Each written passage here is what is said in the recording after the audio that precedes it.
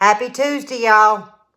I didn't think I was going to see y'all before Christmas, but we have today is the window. And I've got to take advantage of it. Plus, I missed y'all. I'm sure y'all are as busy as we are getting ready for Christmas, tending to grandkids. And let me give y'all an update before we get started in on the recipes. Yes, I said recipes. Cameron is still scheduled for in the morning, but little Mo has flu A and strep B. So a little prayer sent this away would be greatly appreciated. So at the holidays, children sick, it's never a good thing. Plus, all of us have been exposed. So we're just gonna stay sanitized from hands to doorknobs to faucets. You know, all those little things that people don't think about. The icebox door. Keeping that at bay and keeping it sanitized kind of helps, but doesn't prevent, but it helps to keep the germs from getting on us. So a little prayer back this way would be greatly appreciated. But I want to share something. I got a coffee cup in, and it says it's a Lippy thing. And I was like, I do say that a lot. But it was what was on the back of the coffee cup. And it says, okay, y'all, and a question mark. And I looked at that. I said, okay, y'all. And Bud said, honey, do you know you say that every day, all the time? I said, what? He said, you do. So we went back and kind of went through a couple of videos recent. Y'all, I do say, okay, y'all. And I leave it blank. So our dear friend knows me well. Now, I didn't get permission to say who gifted this, but I thank you. And the beautiful card that was attached is one that I'll cherish, actually frame. Matter of fact, I'm going to share this card because it's absolutely gorgeous. Hold on, I'm going to grab the card. Here's the card. Can y'all see it? It's the lighthouse. And within the card, it was explained that her grandfather, matter of fact, I will read it without giving a name. Her great uncle, was the artist who created the lighthouse note cards. I hope you enjoy this one. And it has the information on the back of the card.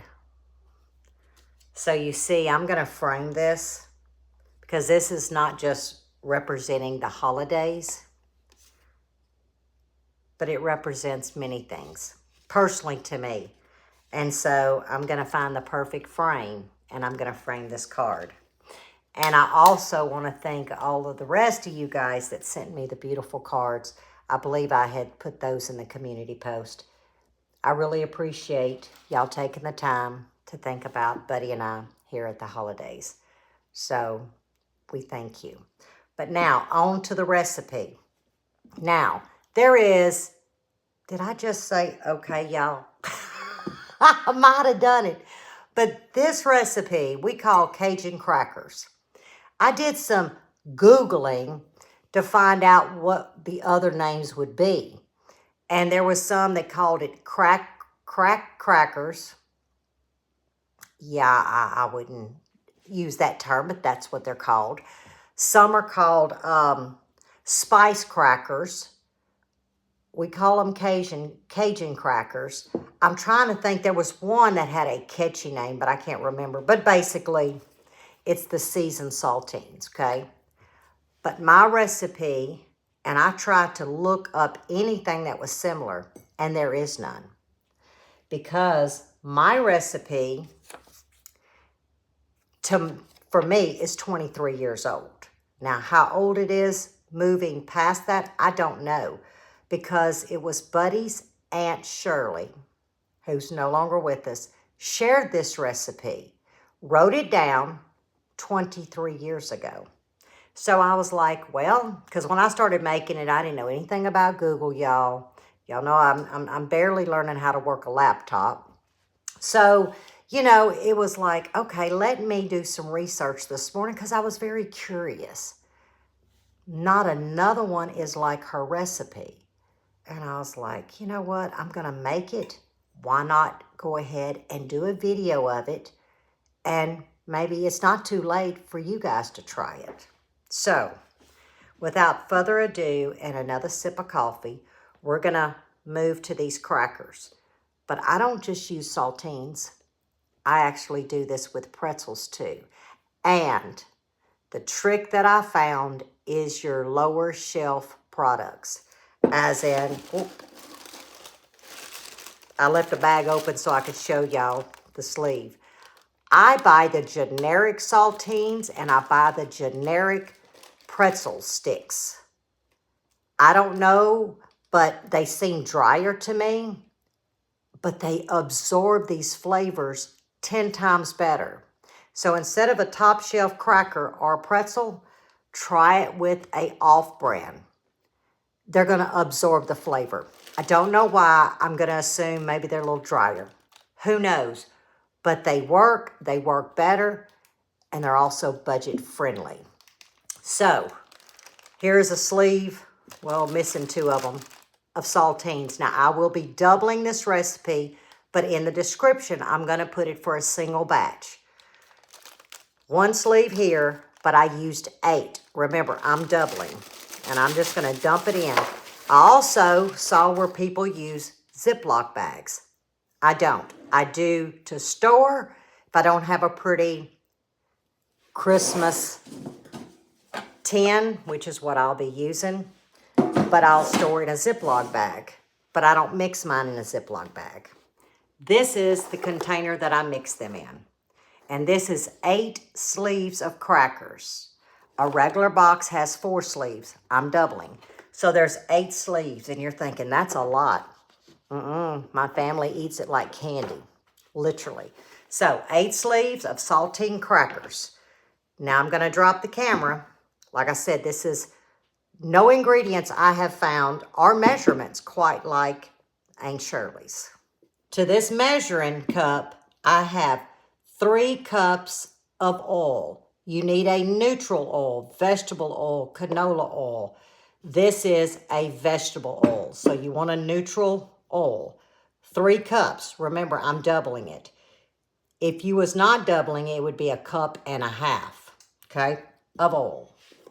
And it is so easy. I'm using garlic powder, and I'm going to do 2 teaspoons. There again, I'm doubling it. So it's 2 teaspoons of garlic powder. This is red pepper flakes. This is going to be to taste, but the recipe is going to call for a teaspoon. And I'm going to be putting 2 and a dash teaspoons of red pepper flakes. And this where it gets interesting. Lemon pepper. Most every recipe called for black pepper. Aunt Shirley's has always called for lemon pepper. So I'm going to put in 2 teaspoons. Just that simple. And then you're going to need 1 package single batch, but I'm doing 2 packages of ranch dressing mix, the powder. If you were using the large container, I believe it's 2 heaping tablespoons to a package. I'm not really sure, but it is 2 packages is what I'm using. And it's going right in.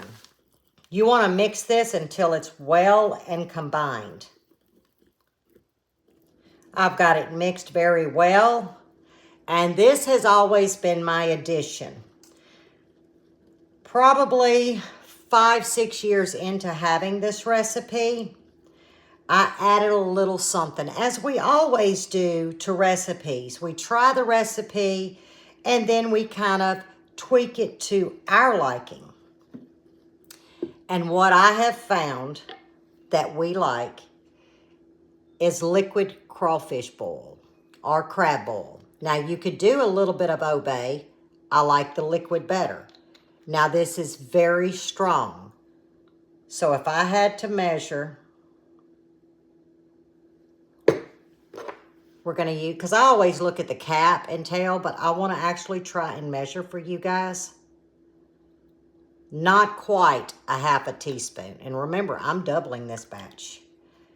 And just that little bit will make all the difference in the world. Now, this is optional.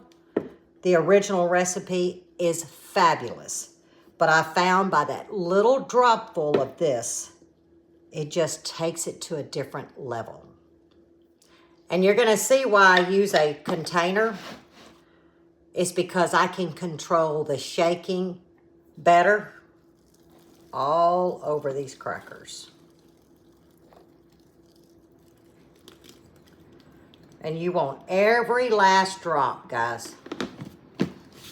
Make sure your lid is snapped on good, because this is where you gotta work out. And the reason why I like this big container, and I know that it's noisy, is because I actually will give it a good shake, not too rough, just kind of roll it around, but it has room for the crackers to move around and really get all of that goodness. And I will flip it and turn it, and then I will turn it upside down for about 15 minutes. Then I'll pass through the kitchen, give it another shimmy shake, let it sit right side up 15 minutes. I'm gonna do this for 1 hour.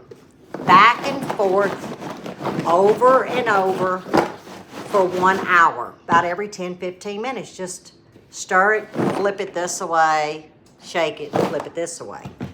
After that hour, that's when I'm gonna put it into a container or a freezer bag.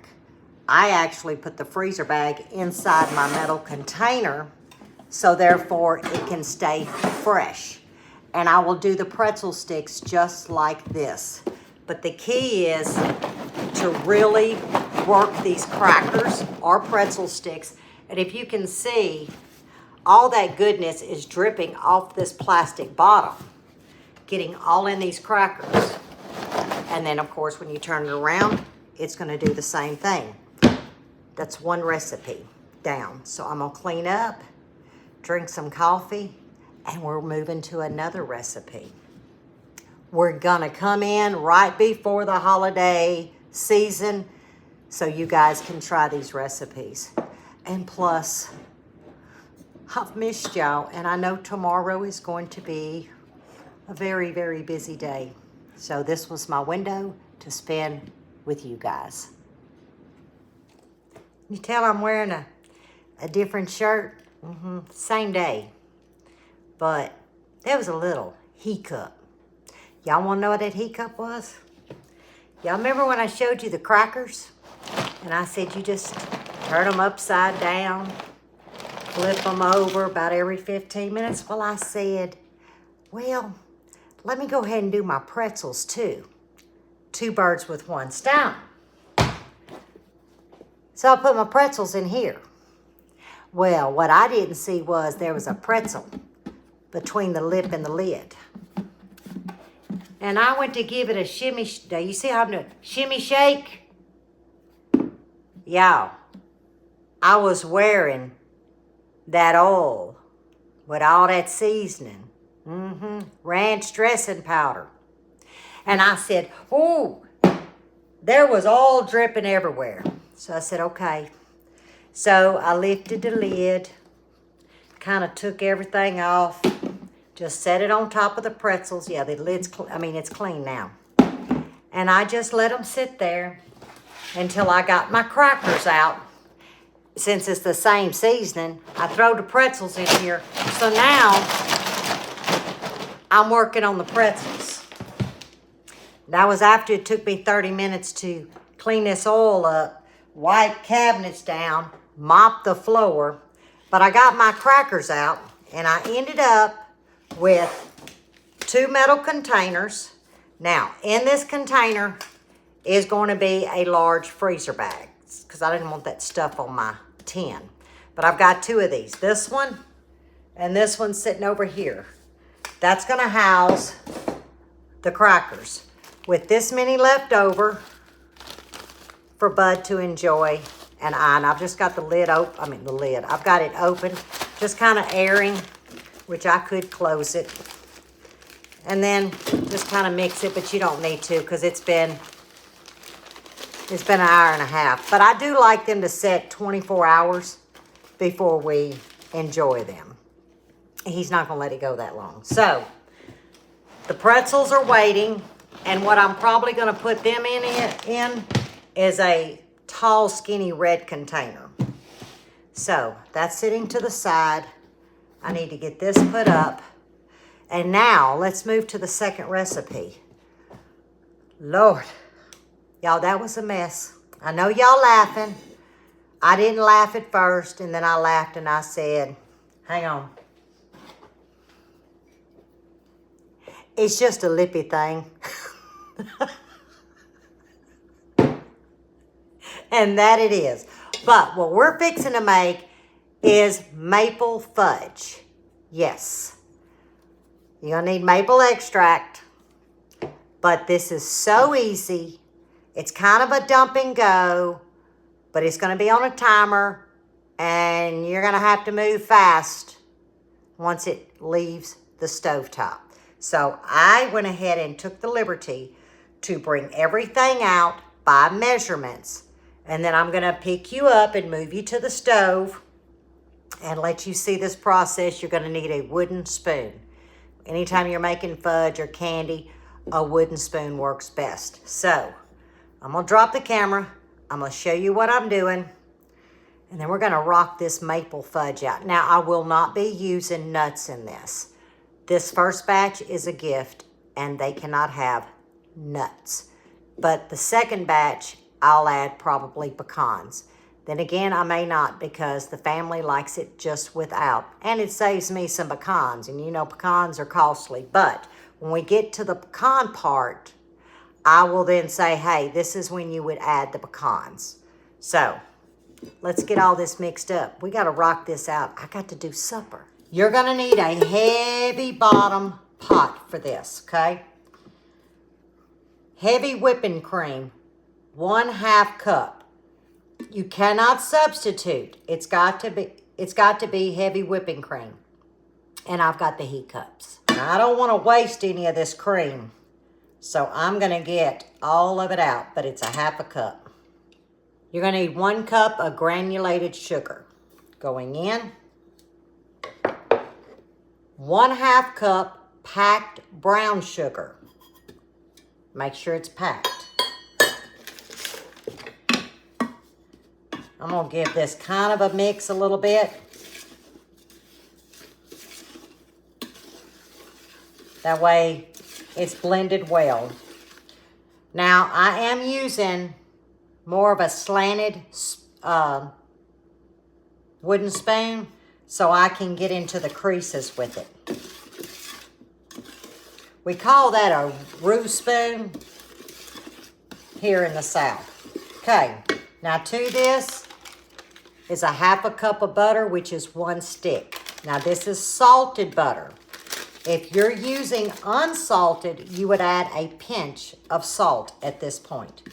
Now we got to move to the stove. I'm sitting on about a number 6. You want it on medium heat. And what we're going to do is get this butter melted and then get it combined with the sugar and the heavy cream. Now once we get it melted and it starts to boil, the key is set your timer for 5 minutes. And you don't want to stop stirring, okay? You definitely want to keep this stirred. Now, you don't have to stir continuous, but frequently, okay? This is the key to it. We got to make sure that we have our 2 cups of powdered sugar, confectioner sugar, sitting out measured, and our 1 teaspoon of maple syrup. 1 teaspoon of maple extract. Lord, I'm telling you, them pretzels just messed me all up. So, but like I said, I'll leave the recipe down in the description. But you want everything done. Everything, even your little pan. And matter of fact, let me show you why the butter's melting. Boy, this is a Lippy video, isn't it? I have an 8x8, just metal pan, aluminum foil. Yes, I use aluminum foil. I just learned a few days ago they have non-stick aluminum foil. I'm going to try to find some. But I did lightly spray. So you want your pan ready. You want your 2 cups of powdered sugar ready. And you want your 1 teaspoon of maple extract, not syrup, extract ready. Y'all, I love this stuff. I looked, I got 3 bottles. It's strong too. It ain't melted yet. But I love this stuff. I make a lot of things. I make a simple syrup and put this in there if I don't have maple syrup. And it does the trick. Y'all just... You know, there's just some days we don't need to be in the kitchen. I'm wondering, is this one of those days? We gonna rock this out. I mean, I got too much going now. I can't stop. Nope. All right, I'm gonna put you in the pot. Hang on. Make sure I'm on number 6. Actually, I'm on a number 5 because I just turned it down a little bit. I'm telling you, I love this wooden spoon with that point. I mean, you can get all around the edge of the pot. Y'all, this fudge is so good. Now, if you don't have maple extract, use vanilla. It's perfectly fine. Okay, I'm starting to see. Get it ready. All right, setting it for 5 minutes, guys. See how it come to the boil? I am going to turn it down to a number 4. You don't walk away. And I'm just going to keep it moving some. For 5 minutes, it needs to boil. Now I'm fixing to go ahead and set you up over there because, and I'm going to leave the camera going.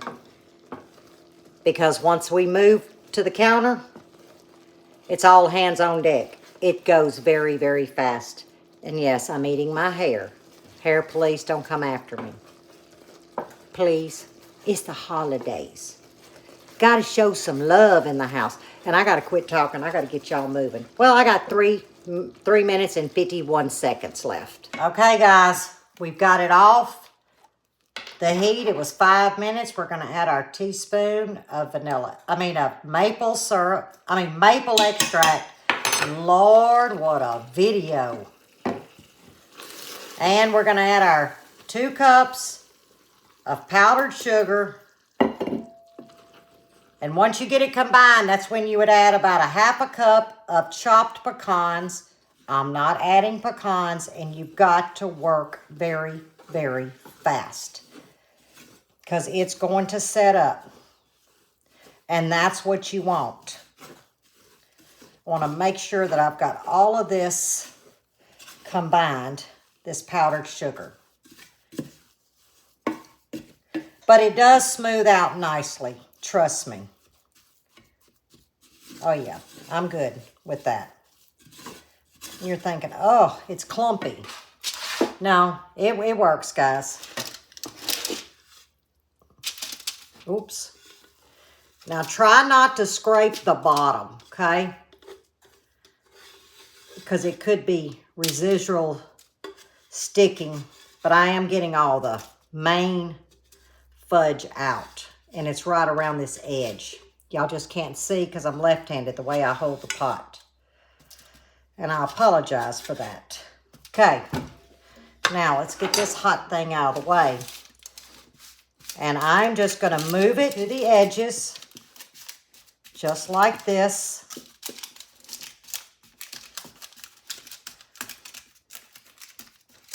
Okay. Now, hang on. I turned my stove off. Take the back of your spoon. Because the butter that's in there, it will allow you to really move it around. Because you want it even.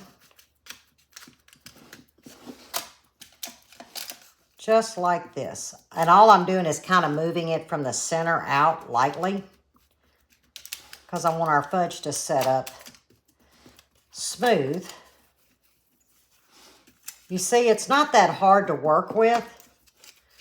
You got a few seconds to kind of really smooth it on out. Just like that. Okay, I am happy with that. This end is a little bit low, but I don't think no one's going to measure their piece. Y'all, this is absolutely delicious. It's very, very rich. I'm going to get my pot soaking real quick, and then I'm going to come back. I'm going to let it sit maybe a minute and a half, and then we're going to score it so we can keep an even cut. Because, you know, when you're working with candy, it'll kind of crumble on you if you wait till it's room temperature to cut it. But if you score it, you're going to have a perfect smooth bite. Works on any kind of candy. But I've got about a minute to get this soaking. And it's only been maybe a minute. And because this is so rich, I want to score it in a smaller bite-sized form. Try to keep your cut even. Just like that.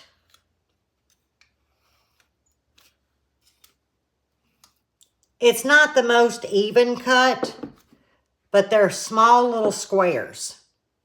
Now, we will recut this again once we pull this out and it completely cools. So I'm going to move it to the side, set that in the sink, and get back to my pretzels because they need to be turned upside down. See all that goodness dropping? Set them over to the side. But where I learned this recipe, I've been making it about 4 years now. Y'all remember last year, I believe it was last year, could have been the year before, but I think it was last year, that I shared with y'all some local, I call them magazines, books, that Miss Sarah from Overlook Valley, when she had a channel, she had gifted me some of these old recipe magazines that the community, she lived in southeast Kentucky, right on the Alabama border, and the banks and the community and all would get together and create this little magazine. And I think I had showed y'all. And children would draw the cover picture, Santa Claus, snowman, whatever. And then the winter picture would go on the front cover. And it was people from the community, northern Alabama, southern Kentucky, that shared their recipes. Well, this was in, and I don't know which book, but because she gave me 4 of them because she had duplicates. But that was in there, and it's just so simple. Well, I wrote it on an index card, and that's what I do. When I find something and I try it, I'll write it on an index card. If not, I'm going to forget maybe where I saw it. It'd be in a Taste of Home, one of these books, or whatever. So I always write it on the index card. But it came from an actual community magazine. And guys, it's got some of the coolest recipes. But the maple fudge stood out to me. And I was like, maple? And I'm thinking syrup. That's why I keep saying it, but it's extract. And I thought, oh, I won't be able to find that. Well, it was easy to find because it was in our local stores here. So, yeah, that's where it came from. I don't remember who put it in the magazine. All I know is hats off because this is a delicious, decadent, but rich fudge. A little piece goes a long ways. So I'll get that cleaned up. I've got to let this cool. I'm not going to put it in the ice box. Never put your fudge in there. It gets too cold too quick and it crystallizes and it becomes not good, kind of crumbly. So I'll clean up, keep shaking on this thing, and we'll be back to pull the fudge, sample a cracker. We doing good. Stove's off. This is going up, so Lippy's not in danger now. Y'all, it's been a hot mess in this kitchen. I let it rest about an hour, and I missed this cut here. See why I said you want to score it? See how it just separates? And I'm just lightly running my blade where I had scored it. Whoops.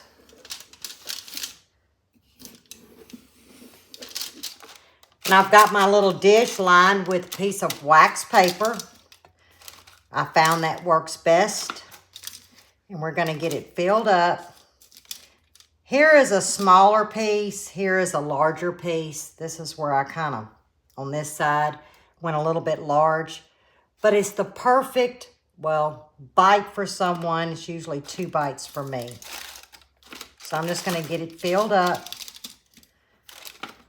The kitchen smells amazing, y'all. Look at the bowl of goodness, y'all. But the cook has to sample. So I'm going to get my little tin, or plastic tub, should I say. It's ready to go. Now, I will come through with these little labels. They peel right off. They're for jars, but they peel right off. So I'll put cute little white label down here. Because throughout the house, kitchen, dining room, and as well as the living room, I have little tubs throughout with treats. And it's easy to take places too. But I've got my hot water going because now I've got to move to some Jell-O for the little ones and some pudding in those little cups. So that way they're ready to serve and eat. We've got to sample this fudge.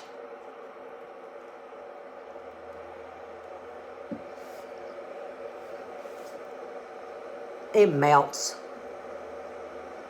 I could hug whoever put that recipe in that magazine. It is. It's like nothing I've ever tasted. But she's stressed, because I remember it was a she.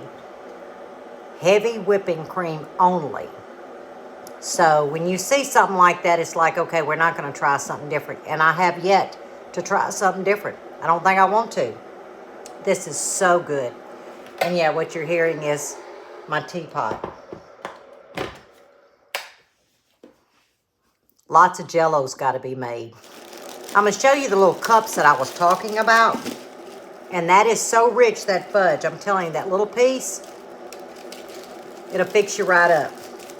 But I don't know how many come in here. 25. So you get 25 of these little cups. They're like $2. And a snap-on lid. So I'll make a lot of these different flavored Jell-Os because the grands eat Jell-O. And puddings. And therefore, they just grab one. And after they get through, they can toss it. Or if they wasn't sick and just wanted Jell-O and pudding, which majority of the time that's what they like to eat, I would rewash these. Since we have the flu and we have strep, they will go in the trash. Period. They won't get reused. So I'm going to get that going. I will not probably see y'all between now and Christmas. It's probably going to be after Christmas, between Christmas and New Year's, because we got a lot of sickly ones. One's recovering, and that's where my time's going to be. But I wish each and every one of you a Merry Christmas, Happy Holidays, Hanukkah, however you celebrate it. I wish many blessings, beautiful memories to be made, and our loved ones that are not with us physically, always remember they are here with us in spirit. And that is what fuels me this time of the year. I could, be sad. And I'm not going to say that sometimes I don't think about my mom or my dad, during this time of year. Well, actually throughout the year. But I immediately tell myself, but you're here. You're here in spirit. You're here in my heart. You're here in my memory. And that is what we have to focus on. You know, relish in those memories. And if you have the opportunity, make memories with your loved ones. Take photographs. Don't leave them on your phone. Have them printed. There's nothing like holding that photograph. But Buddy and I are so honored and so blessed that you guys take the time to fellowship with us through our videos, and we greatly appreciate it. So from our home to your home, we wish you happy holidays and many blessings. So, time for Jello. See you on the next one. I love y'all.